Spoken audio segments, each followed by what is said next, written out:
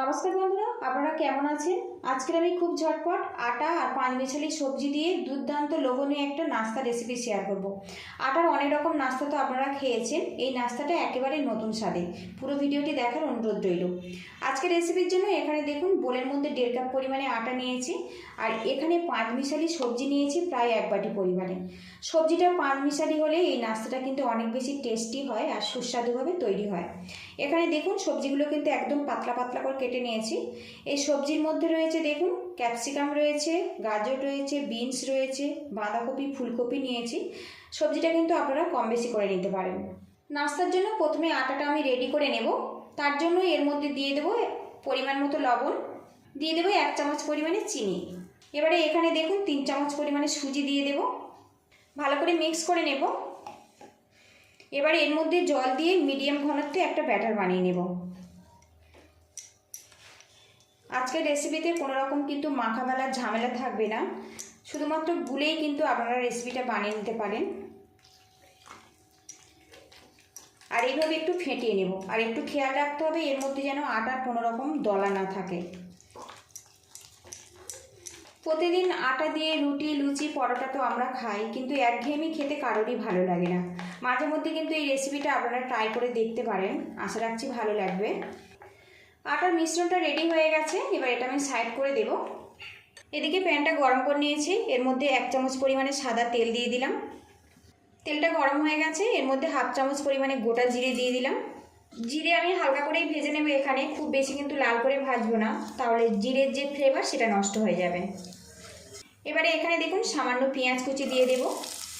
পেঁয়াজটা হালকা করে নাড়াচাড়া করে নেব। পেঁয়াজটা আমি হালকা করে নাড়াচাড়া করে নিয়েছি। এবারে এখানে কেটে রাখা সবজিগুলো আমি দিয়ে দেব।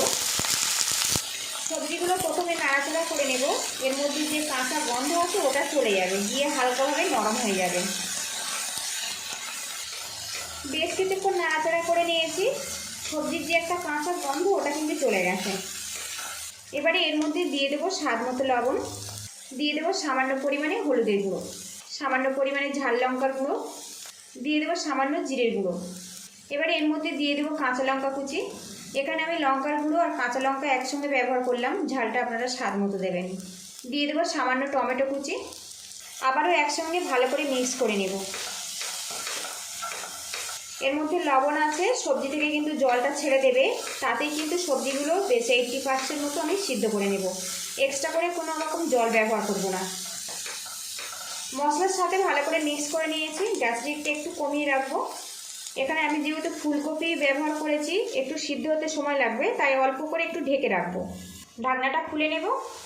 আর বন্ধুরা, এখন কিন্তু সবজিটা প্রায় 80% কুক হয়ে গেছে, বাকি 20% পরবর্তী স্টেপে কিন্তু সিদ্ধ হয়ে যাবে। খুব বেশি কিন্তু এখানে কুক করলে হবে না। গ্যাস লিডটা আমি বন্ধ করে দেব। সবজিটা কিন্তু আমার পুরোপুরি রেডি হয়ে গেছে। এবারে এর মধ্যে দিয়ে দেবো ধনেপাতা কুচি। সবজির মধ্যে যে গরমটা আছে, ওই গরমে কিন্তু ধনেপাতাটা হালকাভাবে নরম হয়ে যাবে। এদিকে দেখুন মিশ্রণটা কিন্তু রেডি হয়ে গেছে। এদিকে আটাটা কিন্তু বেশ ভালো মতো সেট হয়ে গেছে। এবার সরাসরি ভেজে রাখা সবজিগুলো এই আটার মধ্যে আমি দিয়ে দেব। আর এই সবজিগুলো যদি ভেজে ব্যবহার করা হয়, এই নাস্তাটা খেতে কিন্তু অনেক বেশি টেস্টি হয়। সবজির সঙ্গে আটাটা ভালো করে মিক্স করে নেব। আর বন্ধুরা, আপনাদের কাছে একটা রিকোয়েস্ট রইল, ভিডিও শুরুতেই একটা লাইক দিয়ে দেবেন। আপনাদের একটা লাইক পরবর্তী নতুন ভিডিও বানাতে কিন্তু অনেকটাই উৎসাহ দেয়। আর চ্যানেলে নতুন হয়ে থাকলে চ্যানেলটিকে সাবস্ক্রাইব করে বেল আইকনটি প্রেস করে রাখবেন। আর রেসিপিটা ভালো লাগলে একটু শেয়ার করে দেওয়ার অনুরোধ রইল। মিশ্রণটা কিন্তু আমার একটু বেশি মোটা মনে হচ্ছে, তো সামান্য জল অ্যাড করে দেব।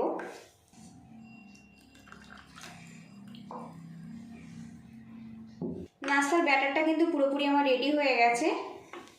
আবারও প্যানটা গরম করে নিয়েছি, এর মধ্যে সামান্য তেল দিয়ে দেব।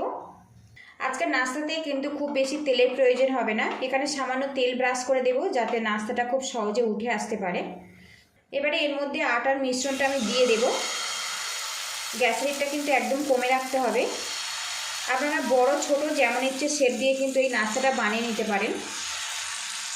আমার এখানে যেহেতু প্যানটা ছোট আছে, আমি নাস্তাগুলো একটু সাইজে ছোট ছোট করে বানাচ্ছি। আর একটু পাতলা করে কিন্তু বানাবেন, খুব বেশি মোটা হলে খেতে ভালো লাগবে না। পাত্র দিয়ে ঢেকে রাখবো। ঢাকনাটা খুলে নেব।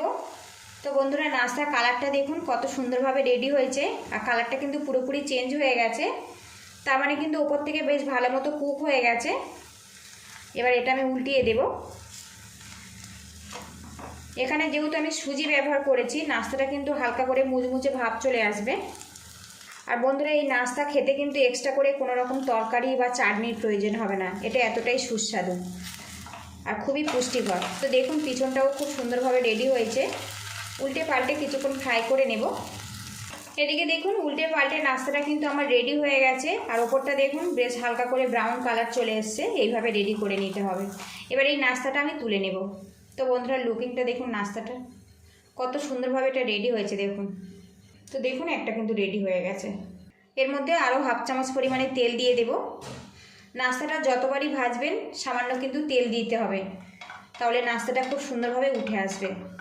এবার এর মধ্যে ব্যাটারটা দিয়ে দেব। আর ব্যাটারটা এখন দেখুন বন্ধুরা করলে কিন্তু ছড়িয়ে যাচ্ছে, সেই মতো রেডি করে নিতে হবে। খুব বেশি কিন্তু মোটা করলে ভালো লাগবে না, একটু পাতলা করে এই নাস্তাটা বানালে খেতে কিন্তু বেশি ভালো লাগে। সব নাস্তাগুলো রেডি করে তারপরে আপনাদের সঙ্গে দেখা করছি। সবজি আর আটা দিয়ে দেখুন বন্ধুরা কত লোভনীয় স্বাদের একটা নাস্তা কিন্তু রেডি হয়ে গেছে। এই রেসিপিটা কিন্তু আপনারা মর্নিং ব্রেকফাস্ট কিংবা ডিনারের জন্যও পরিবেশন করতে পারেন, বাচ্চাদের স্কুল টিফিন অফিস টিফিনেও পরিবেশন করতে পারেন। আজকে এই রেসিপিটা যদি একটু ভালো লাগে তো একটা লাইক দিয়ে দেবেন। চ্যানেলে নতুন হয়ে থাকলে চ্যানেলটিকে সাবস্ক্রাইব করে পাশে থাকবেন। আর রেসিপিটা যদি ভালো লাগে তো একটু শেয়ার করে দেওয়ার অনুরোধ রইল। তো বন্ধুরা লুকিংটা দেখুন কত সুন্দরভাবে এটা রেডি হয়েছে, আর এটা কিন্তু খুবই সফট, মুখে দিলেই কিন্তু একদম নরম তুলতুলে। তো দেখুন বন্ধুরা এই রেসিপিটা খেতে কিন্তু এক্সট্রা করে কোনো রকম চাটনি বা সসের প্রয়োজন হবে না বা তরকারির প্রয়োজন হবে না, এটা শুধু শুধু এরকম রোল করে আপনারা পরিবেশন করতে পারেন। পুরো ভিডিওটির সঙ্গে থাকার জন্য অসংখ্য ধন্যবাদ। ভালো থাকবেন, সুস্থ থাকবেন, দেখা হবে নেক্সট ভিডিওতে। তো বন্ধুরা দেখুন কত সুন্দরভাবে এটা রেডি হয়েছে দেখুন, আর খুবই টেস্টি একটা রেসিপি।